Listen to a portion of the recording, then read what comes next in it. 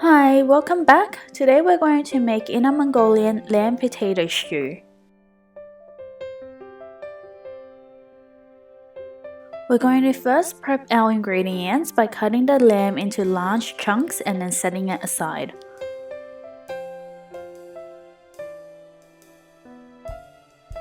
Then we're going to cut the bulb end of the spring onion into about 1-inch pieces. We're going to be stewing this with the lamb. And with the remaining stalk, just slice them into small pieces and we'll use that as a garnish at the end.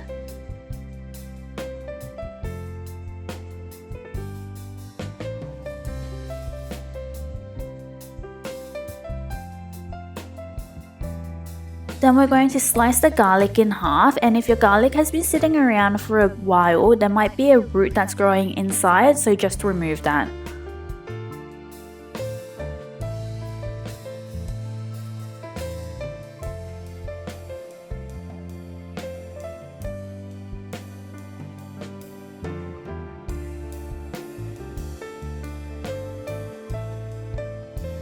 And then we're going to score the chili. If you don't want the stew to be too hot, then you can skip this step.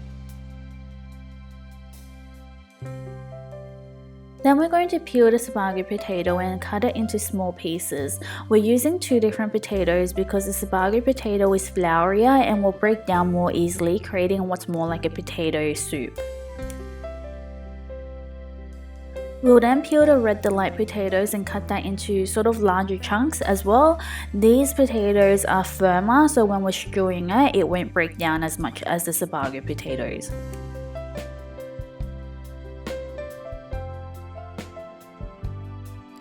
Then we're going to slice the ginger. We only need about 4 thin slices. Sometimes lamb can give off a very strong odor, so to remove some of that, we're just going to put the pieces into a pot of boiling water for about 3 to 4 minutes. When the scum is released, just take out the lamb pieces. Then place the lamb and the potatoes into a stewing pot. In my case, I've used a clay pot, and then add in 400 ml of water and bring it to a boil over high heat. When you're bringing it to a boil, there will still be some more scum that is being released, so just use a spoon to scoop that out. Then we're going to add in all the spices and then give everything a mix so it's evenly combined. Then cover it with a lid and we're going to cook it over medium heat for about 20 minutes.